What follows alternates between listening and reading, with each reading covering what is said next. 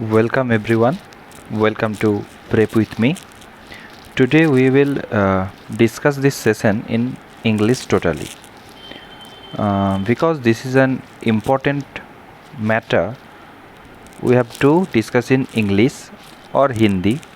So this content can be accessible to the Hindi people, English people or the Bengali people. Today we will discuss regarding the Amendment 6 just published in April 2024. So this is the 6th amendment of IS 456 2000. The SOP or the specific COP or the code of practice of plain and reinforced concrete. So now the first thing is in page 13. Okay, this is the older version of IS 456 and now we will go to page 13. Okay, what is in page 13? This is the clause 5.1 and here is the IS code regarding the cement, and in amendment 4 we have already seen that the A, B, C are deleted and there is only one IS code regarding the ordinary Portland cement, and that is IS 269. Now there are two more they included. The first one is composite cement confirming IS 16415 and Portland calcinated clay limestone cement confirming IS 18189. So these two now included in 5.1, and these are also important IS code because we nowadays we use composite cement as well as the OPC or PPC. Okay, next is 5.1.3 and they just renumber it.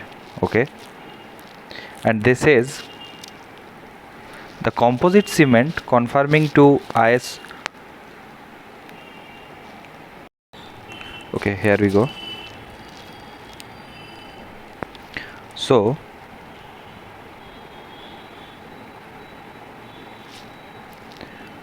the composite cement conforming to IS 16415 and containing a declared clinker content not less than 45%, fly ash content not more than 25%. Okay, clinker content not less than 45%, fly ash content not more than 25%, and a minimum 28 days compressive strength of 43 MPa can be used for RCC or reinforced concrete construction. Okay, so this is added and renumbered. And 5.1.4, at location where the temperature are predominantly below 15 degrees centigrade for 6 months, the use of Portland calcinated clay limestone cement shall not be permitted in underground structure and structure elements in contact with groundwater. Now in page 13, again also in the amendment number 5, the existing paragraph. Okay, we will go to the amendment 5. Okay, amendment 5 July 19. Here it is clause number 5.2. okay, here you can see that 5.2. yeah, that one. Okay, so we have to substitute that mineral admixture listed below may be used along with ordinary Portland cement. Uniform blending of mineral admixtures with the cement should be ensured. Okay, now there are some notes along with this point, and here it is.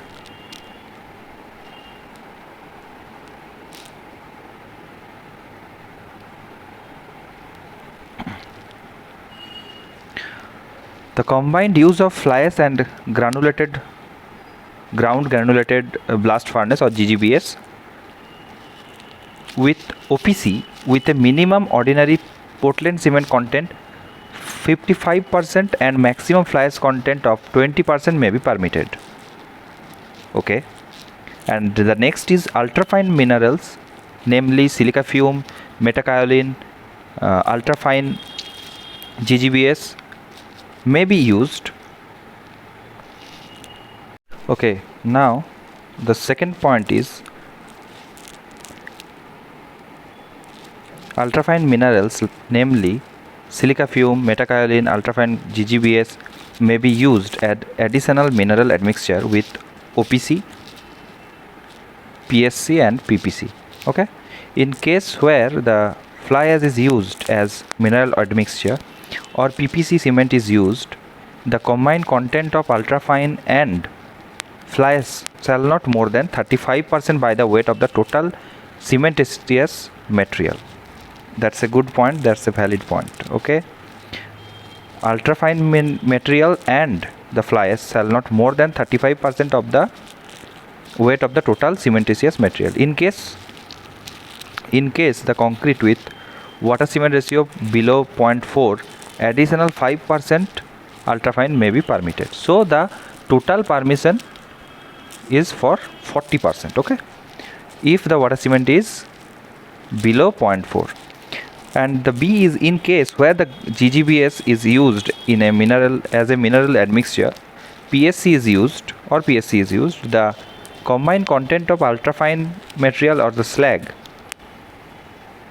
please note that, is 60%, should not be the more than 60%. 60% is the maximum percentage for the total cementitious material. In case the concrete with water cement ratio 0.4, the 5% ultrafines may be permitted.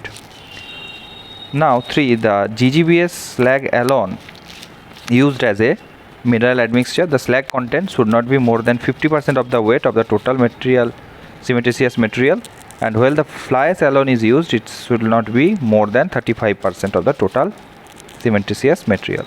The slag content or fly ash content as mentioned on the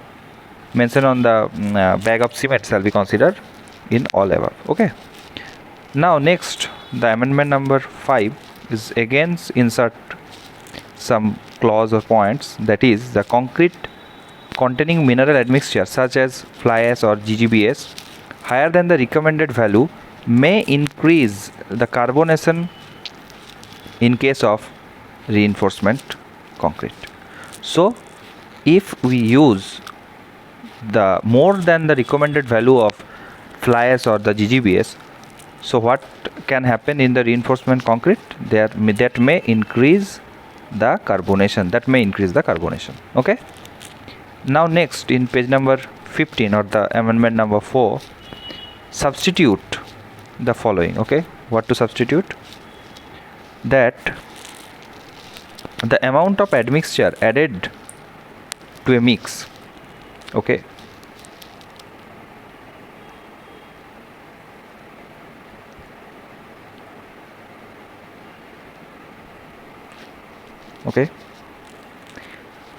what to substitute? The amount of admixture added to a mix shall be recorded in the production record, and redosing of admixture is not normally permitted.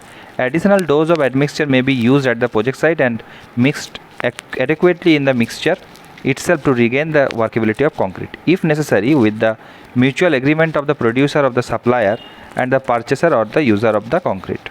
However, the producer or supplier shall ensure the ultimate quality of concrete supplied by him and maintain the record of quantity and the time of addition.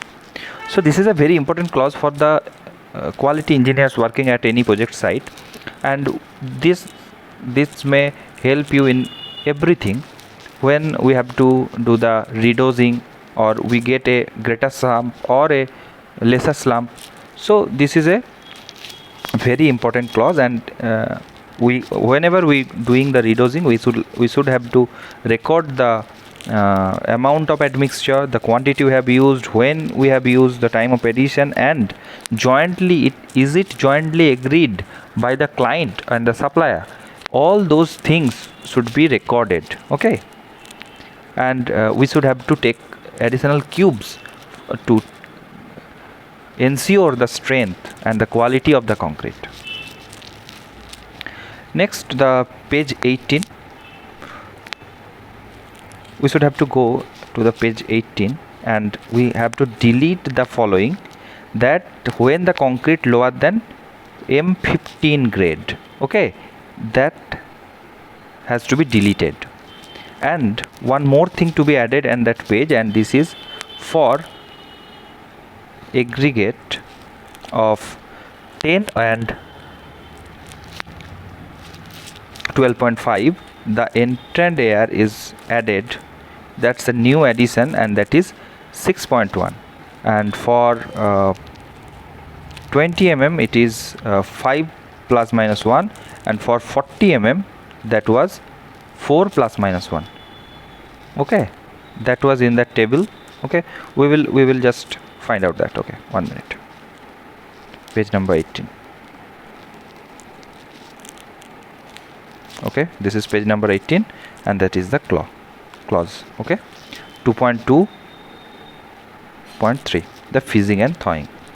Where fizzing and thawing action wet under the wet condition exist, enhanced durability can be obtained by using suitable air entrant admixture. When the concrete is lower than M50 is used under this condition, the mean total air content of the volume. Okay. So we have to delete this. We have to delete this clause now. That is omitted. So we can use any kind of concrete. Okay, any grade of concrete. Just and here to added. What to added? It's 10 and 12.5 mm, and that the entrant air percentage can be 6 plus minus 1. For 20 can be 5 plus minus 1, and 40 can be 4 plus minus 1. Okay, since the air entrainment reduce the strength, that's a true and valid point. Suitable adjustment may be made in the mix design for achieving the required strength. That's an important point. What we have to get it. Okay, now what next?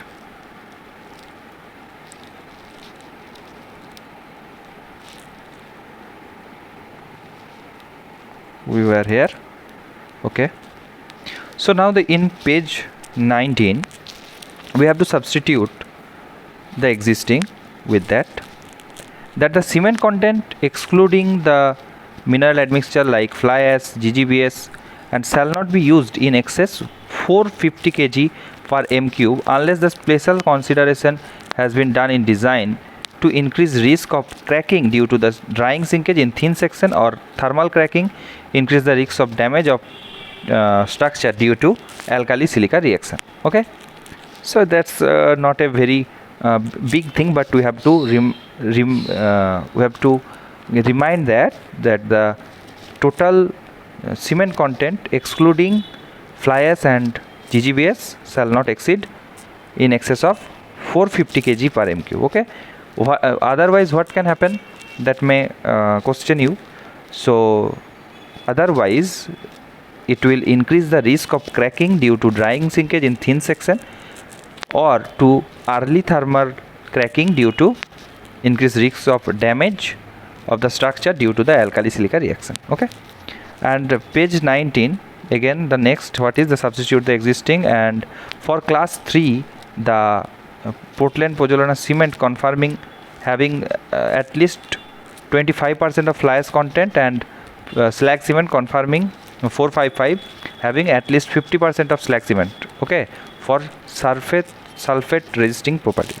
So in the table number 4 there was class 3 is classified for the sulfate resisting cement, and where if we use the Portland pozzolana cement or the Portland slag cement, the fly ash content should not be less than 25%, or the slag content should not be less than the 50%. Okay, now in addition with that, the note number 6, and note number 7 is where the chloride is encountered along with the sulfate in the ground or the soil or the groundwater, the OPC with C3A content 5 to 8% shall desirable to use in concrete instead of sulfate resisting cement. So where we encounter the chloride along with the sulfate, we will code is recommending that we should use OPC with C3A content 5 to 8% only instead of sulfate resisting cement. Alternatively, the PSC confirming the IS 455 at least 50% of slag cement or a blend of OPC and at least 50% slag must be used. Okay, now page 20, what to add? The maximum free cement water ratio. This is a new point to be added where we have the table number 5 of the maximum water cement ratio, the minimum cement content and the minimum grade of concrete for PCC and RCC. So here we just to added the maximum free water cement ratio shall be reduced by 0.05 in case of Portland calcinated clay limestone cement as per the IS 18189 is used. Okay, and here in page 27 we have to used this is a special condition concrete, and here it was said that the in under water construction we have to follow the water cement ratio, and I will just show you that. Just remind that after 0.6 for plain concrete and 0.5 for reinforced concrete. Okay, 1 minute, wait. Page number 27, here it is. The underwater concrete should have a slump recommended in 7.1 and the water cement ratio shall not exceed 0.6 for PCC and 0.5 for RCC. Okay, and may need to be smaller depending on the grade of the concrete. Okay, there. Okay. And here is a new addition in recommendation at amendment number 6, that the for aggregate of 40 mm particle size, the cement content shall not at least or shall not less than 350 kg per m cube. But here also it added for 20 mm and 10 mm aggregate. And what are the values? We will see now. What are the values? Now we will see now.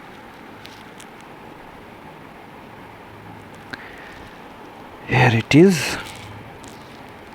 For 40 mm nominal maximum size, it was 350 kg per m cube is already given. Now for 10 mm it is should not be less than 420 kg per m cube, and 20 mm that should not less than 380 kg per m cube. Okay, so we have to remind that. Okay, we have to remind that. That's a very important thing when we will concrete under groundwater condition. Okay, when we do the construction under water. Okay, so for 40 mm the minimum water cement content is 350 kg and 20 mm 380 kg, and for 10 mm 430 kg per m cube. Okay,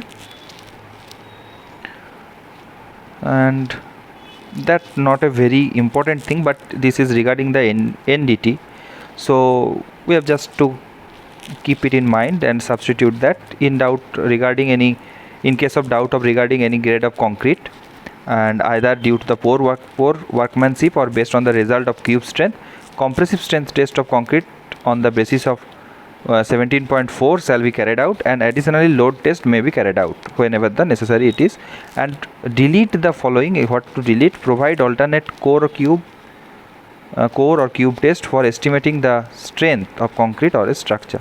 So we have to do NDT if we have poor result or failure of the concrete, or we are doubting the grade of concrete, so we have to do the NDT, and NDT can provide the result. Okay, now at page 43, it's regarding the bond strength, and also in amendment number 4 there was a clause that the epoxy coating reinforcement also we can reduce 80% of we can take, not reduce, we can take 80% of the strength of bond strength corresponding values of the deform bars. Okay, here it is also again that the fusion bonded epoxy coating reinforced bar, the design bond stress values shall be taken as 80% for the deformed bar conforming 1786. Okay, and these are the specifications to added in annexure A, and that is the epoxy coated reinforced bar specification and composite cement specification, Portland calcinated clay limestone cement, and the ultra fine ground or GGBS slag specification that are to be added in that code. So here it is, this is the amendment 6 newly published by Indian Standard, okay, for IS 456. Thank you.